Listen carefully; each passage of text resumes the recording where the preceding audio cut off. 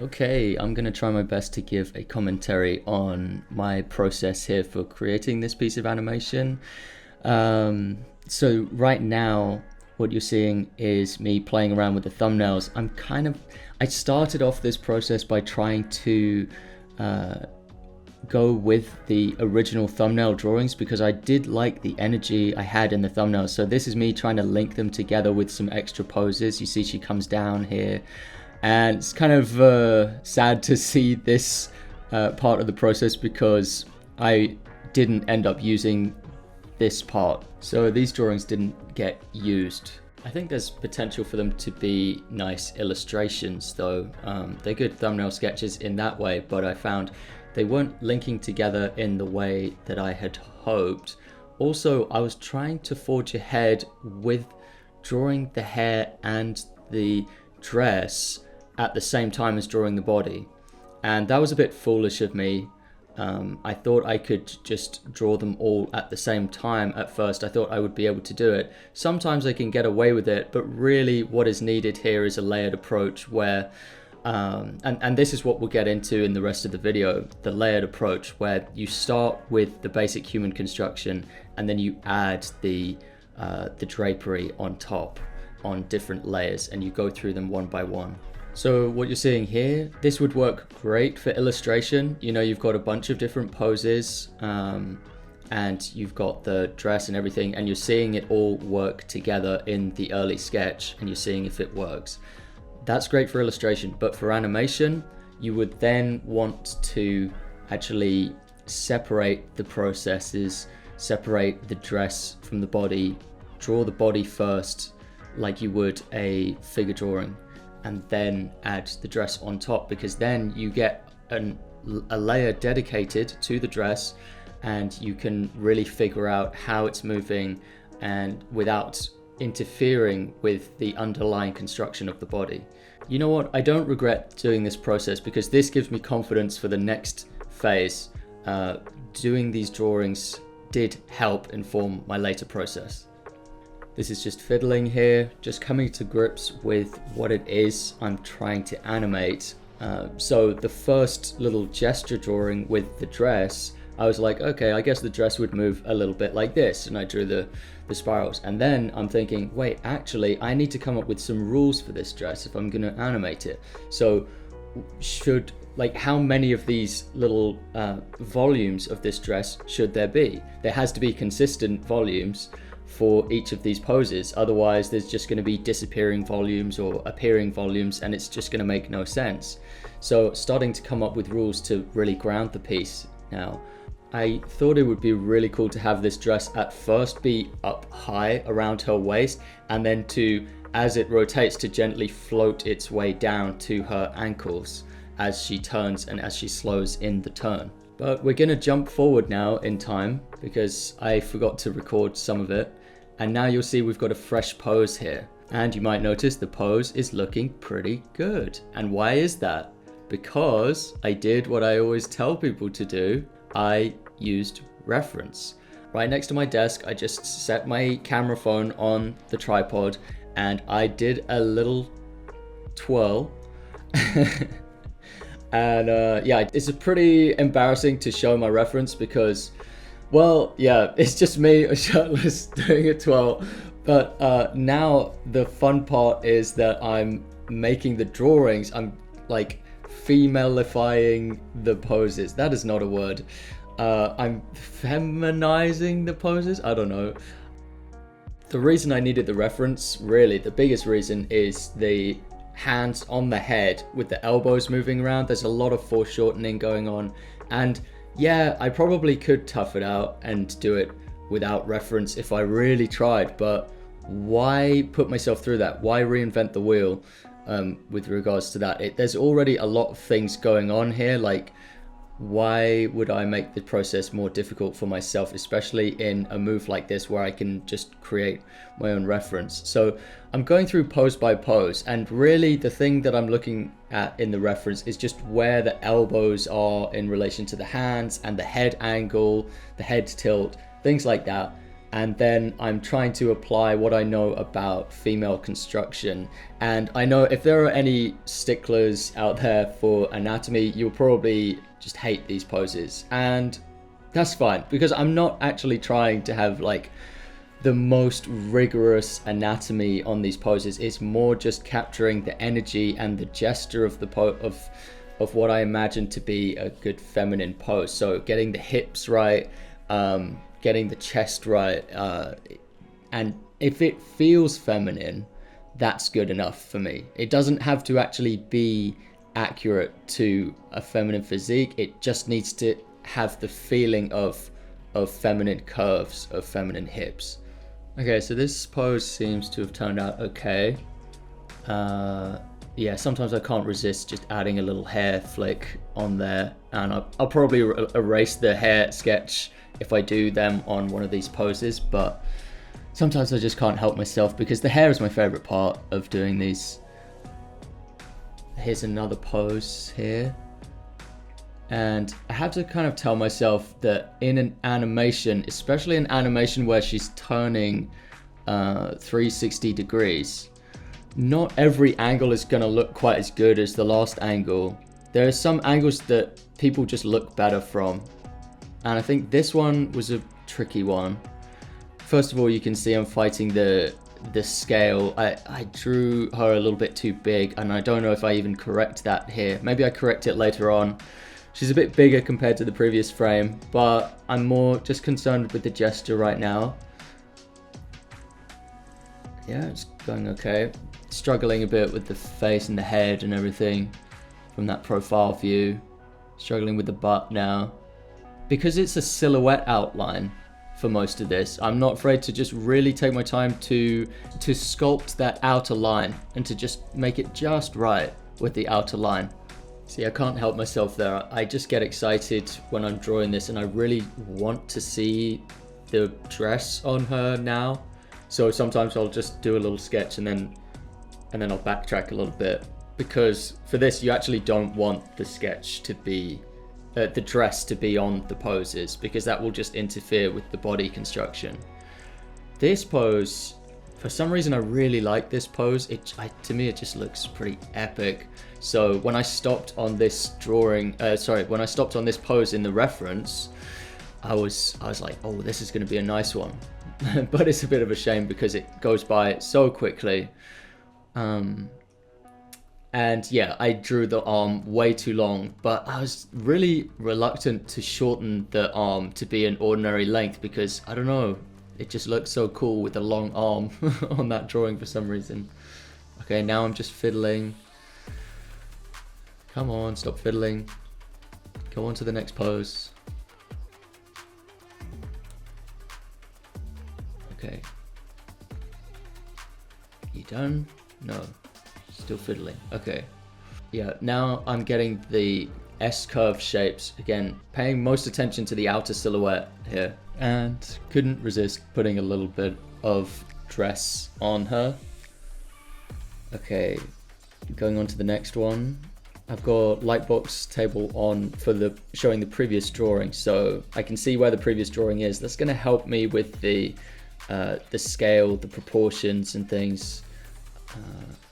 This is a tricky one here. You can see how I really needed that reference with the shoulders. It just helps with my confidence as well for this particular move. I have a certain way of drawing the elbows and arms here, which is, you can see there's always a kind of outward curvature to them, just very slightly. I'm trying to keep to that rule system of drawing the arms to make them nice and elegant, and then the rest just kind of flows from that. Oh yeah, the back, the shoulders, so difficult for me. I'm gonna accelerate the recording to 1000% here, just so that we're not here on this, stuck on this pose all day. Now you're gonna see me do some lateral lines across the figure. So you've got the silhouette lines, right? And then you've got some lateral lines that are kind of wrapping around, like the one on the waist right now, the waistline. You're gonna see me work my way down and put those lateral lines. And they are actually important for giving this shape a three-dimensional form. Even though I'll probably erase them later to make way for the dress patterns, I need to know that in the third dimension it works. Okay, skipping forward a little bit now. I don't want to make you sit through all the fiddlesome parts, because I think it's a lot more fun when you're in the driver's seat actually drawing this stuff than when you're watching, so you probably want a sped up version. Two things I can say about achieving these gestural lines, these gestural curves, and the confidence that comes with them. First of all, use speed. So draw them fast, and then if it doesn't work, then just use the undo button. That's what I would advise. Instead of being really, really careful and slow in your line drawing, I'd rather use speed and use the undo button when you don't get it right. Second thing is, if you go to make a line and you try 4 or 5 attempts and it just isn't working, try drawing the line from the other direction. And often that works for me. If I just change the direction in which I'm drawing the line, suddenly that line, I'm able to achieve the curve that I want. For me, drawing the faces is the hardest part. You have to draw a fresh new face that's consistent with the previous ones on every angle, every perceivable angle you can imagine, and you've got to try and make it look like the same character. I mean, I skipped through this part because it took me a while, and it takes me a while with every frame. But my real problem is that I don't have patience for drawing faces. If I had patience, then it would just be a matter of time. And so the longer you put in, the more time you put into drawing the face and committing to getting the facial features right on every drawing, the more time you can dedicate to that, the better it's going to look. It just so happens that I have limited patience, and therefore I spend limited time on the faces. I'm more interested in the body and the gesture of the pose overall, and that's just how I lean. Again, I'm going to skip forward on this pose because this was a grueling one for me. Difficult angle, difficult foreshortening. You can see I'm unhappy with it because I start overcompensating with too many lines, drawing too many lines, dividing the forms up too much. That suggests that I'm not confident in the drawing. So back to real time here. This is what it looks like as a preview. The idea is that she does this twirl, she does this 360, and then it ends with her kind of beckoning at the camera. So here I'm actually doing some breakdowns. I didn't actually finish off the sequence of movements with the keyframes before getting into the breakdowns. I don't know why, I just felt like doing some breakdown drawings, I guess. So here with these breakdowns, because there's still a lot of spacing between the poses, I'm still using the reference. So I'm still consulting the reference on where to put the hands and the elbows to inform myself of the constructions of the body at each of these poses. So I am still doing that. It's a bit tricky up where the shoulders are. There's just a lot of crowded stuff around the head and shoulders in that area, so I'm very glad that I have the reference for that. Oh, you know what? Here's probably a great place to talk about my courses. So if you like these kind of demonstrations, oh wow, well, there is a treasure trove of these kind of videos, and I've created loads and loads of these videos, but they're not here on YouTube. They are in my courses where I go way more in depth into these concepts, into these things for you to try by yourself. This is more of a demonstration of what I'm doing, but as you can tell, it's not really a step-by-step process. Unlike inside my courses, where I have hundreds of videos, I show you the underlying principles of both drawing and of animation principles and filmmaking principles. So if you're thinking, hey, why is it when I try animation that mine doesn't look like that? Well, it might be because you need to learn the underlying principles at their core. That could really help you out with this. There are a lot of underlying principles at play here when I'm animating something like this that I don't really have the time to go into in these videos. So if you want to properly learn from the ground up how to make animations with confidence, I have you covered. I have a beginner course called Getting Started in 2D Animation, and that teaches you as if you knew nothing about animation. So it's really great for beginners to get involved with, because it's not going to assume that you know anything yet. And after that, I also have a course called Mastering Motion, and that is a very big course, and that is for people who are more intermediate, looking to get into advanced to professional level in animation. And it takes you through several different important parts of mastering the art of movement. So that includes my reference process, where I actually show you my reference process. I show you how to shoot reference footage yourself. But it also includes some really cool other syllabuses, such as effects animation, how to move the camera, how to animate action scenes and fight scenes, and character animation scenes, dialogue scenes. It's got exercises for you to try. And the purpose of Mastering Motion is to equip you for animating to a professional standard across many different scenarios that you might find. I took the best of a college or university education course in animation, and I put it into an online course that you can take at your own pace that is a fraction of the cost of college education. If that interests you, just go to animatorguild.com, animatorguild.com. You can't miss it once you're on the website. And while you're over there, you might as well check out Motion Lab, which is a library of reference material that you can download for yourself. With my partner, Yanni Putska, we have gone to the trouble of shooting loads and loads of high quality reference material, which is from multiple camera angles. It's really the best animation reference you could possibly think of, I think. It's animation reference by animators for animators. Okay, back to the process. I've skipped through a bit more of the breakdown process here. So we're now in the timeline, we're probably on like 3s and 4s. For the fast part of the movement, we got onto 2s. Here it is scrubbing through in real time, or just playing through in real time.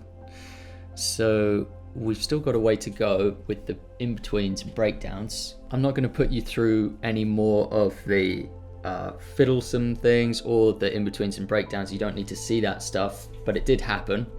Or any of these little minor fixes. I'm going to take you on to the next part, which is adding the hair or the drapery. Now, I follow in this a chain of command, and it's important to just be aware of the chain of command. So what in your scene is taking initiative? What is affecting or influencing what? So in this, her muscles are the key driver of this, you know. You could even say her brain, but I would say her muscles. Okay, so they're initiating the movement, and then there are certain things that are secondary to that. So her anatomy is the core driver of the movement, and then let's say her hair is attached to her head. So her hair is second in the chain of command when it comes to the movement. So her head is leading the movement and her hair is dragging behind. So therefore I'm going to animate the hair after having drawn the frames for the head. Now, this doesn't count for in-betweens. You don't have to in-between it fully.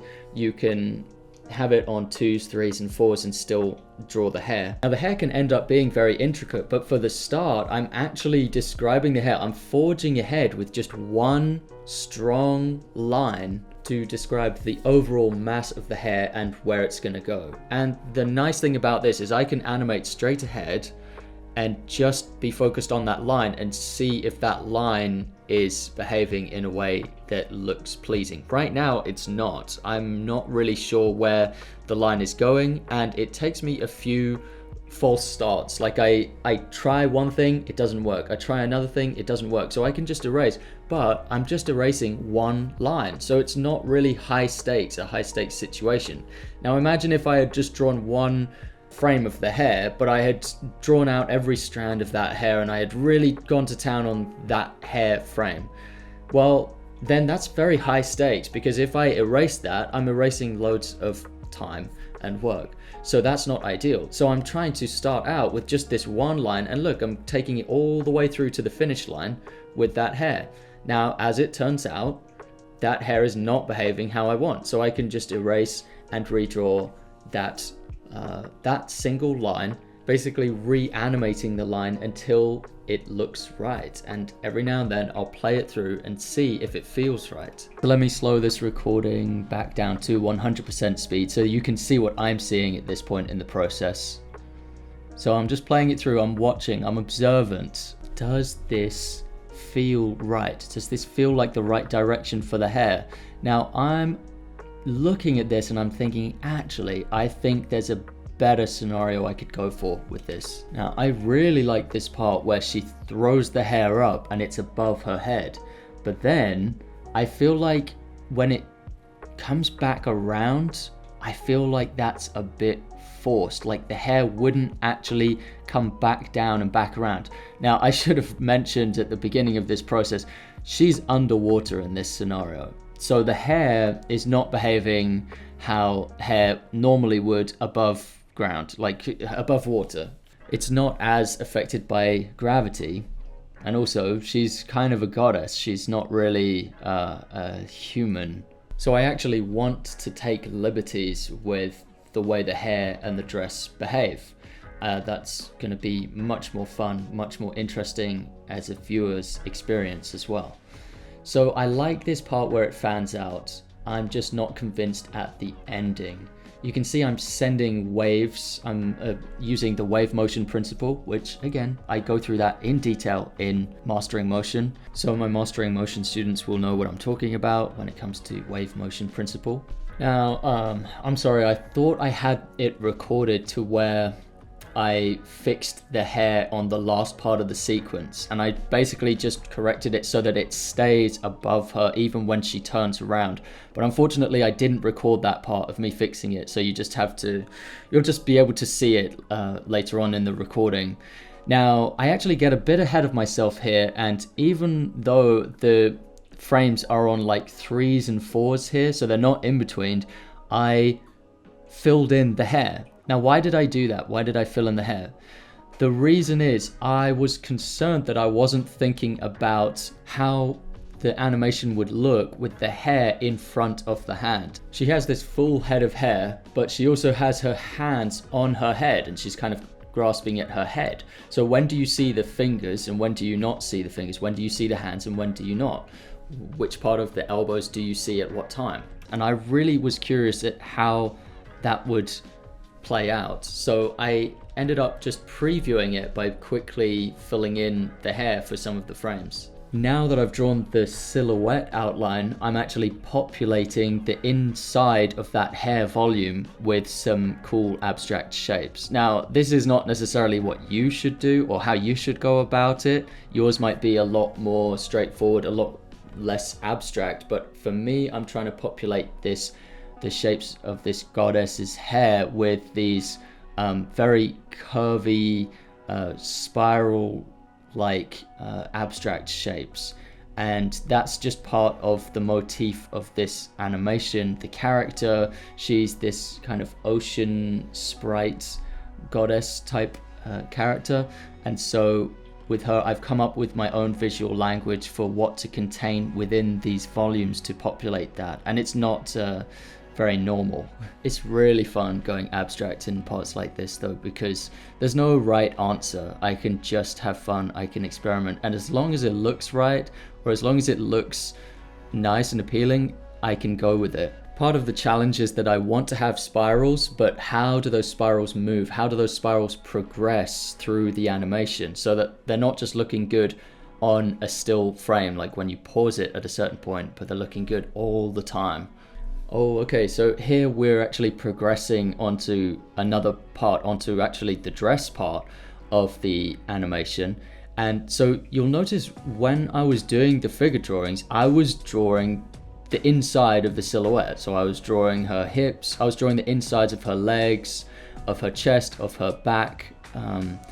And part of this was just to get the form right. So I knew that I was getting the form right so that it was constructed in some kind of way. But she's going to be wearing a dress, so you're not going to be able to see these parts when she's got the dress on. Now, I hate erasing things, so instead I'm just moving them to a layer above, a layer that I'm going to keep invisible. And that's going to make room for the dress and me drawing the dress. I'm going to draw the dress on another layer though, and I'm going to draw it in blue pen so you can see where the body construction is and where the dress construction is. Unfortunately, I didn't have all the recordings, so I've already made some progress with this, but you can see I'm doing it straight ahead, and again, it's pretty abstract, but I'm drawing these lines that are kind of cross-section lines, and I'm drawing them so that they're just making their way down the length of her body. And this is a technique that perhaps is unique to her, because most dresses won't behave exactly in this way. They're a bit more grounded, but she's got this abstract imagery working for her. Now with those bands that are cross sections of her body, I'm adding in these lovely spirals again. So this is quite an abstract way to animate a dress, but why not give it a try? The reason we're animators and not live action filmmakers is because with animation we can take liberties with certain things like this. We can work magic into our images. This one starts as a double Art Nouveau spiral and then changes to become a single Art Nouveau spiral. Here it is in real time. Yeah, so the spirals are growing as the bands expand or contract. I wanted those bands to go from vertical to horizontal the faster she spun, but that was a bit of a challenge, so I had to fiddle to make that happen. It was difficult. Let me show you here the layer above, the inner parts of the anatomy that I colored in green.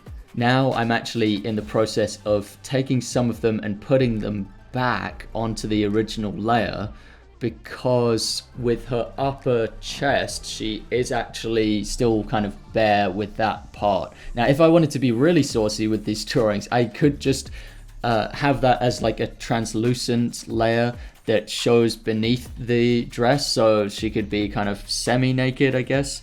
I don't know what I can get away with with this film, to be honest. I hadn't really considered whether I should show her being semi-naked or if that would be too far.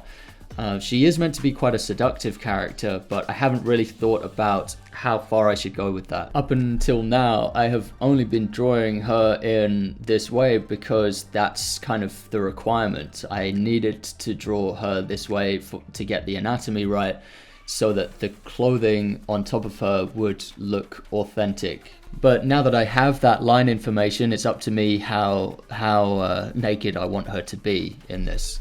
A personal limit I always put on myself is that I always want my characters to have dignity.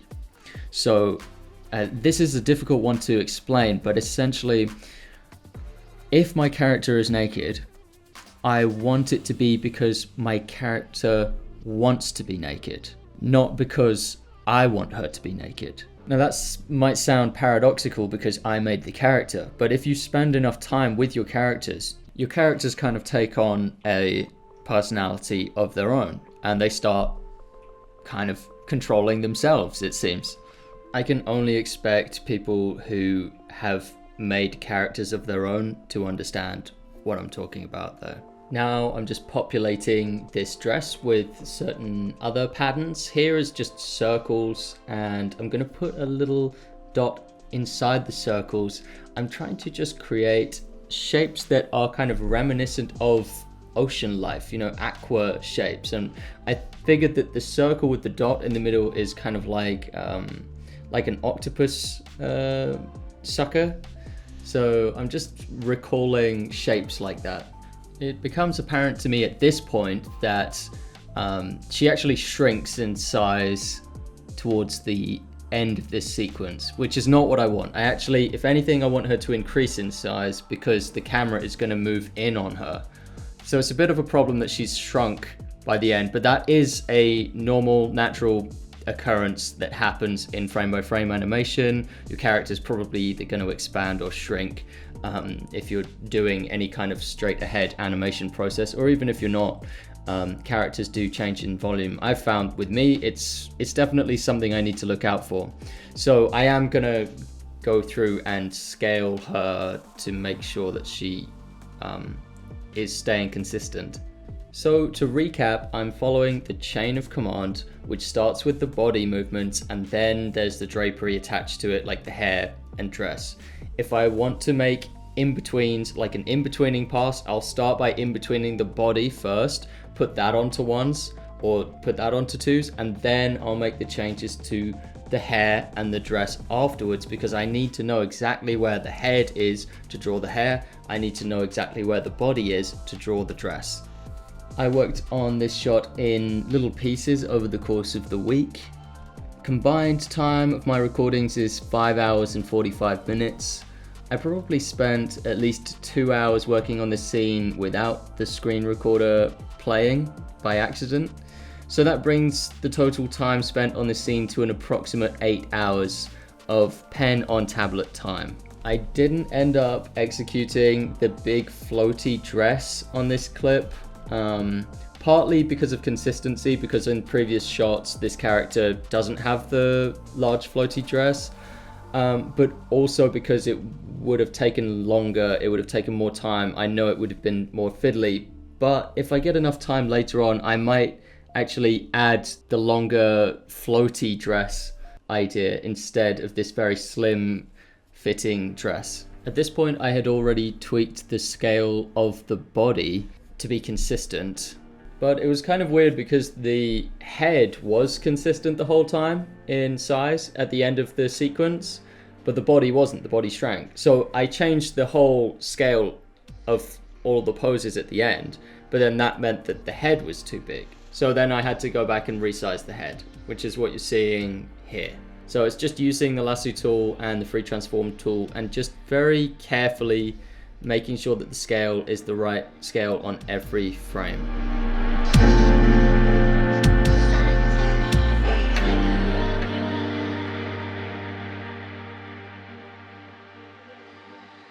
Lastly, make sure to check out animatorguild.com for more in-depth courses on animation that really guide you through the whole process, and I'll see you in the next video. Goodbye.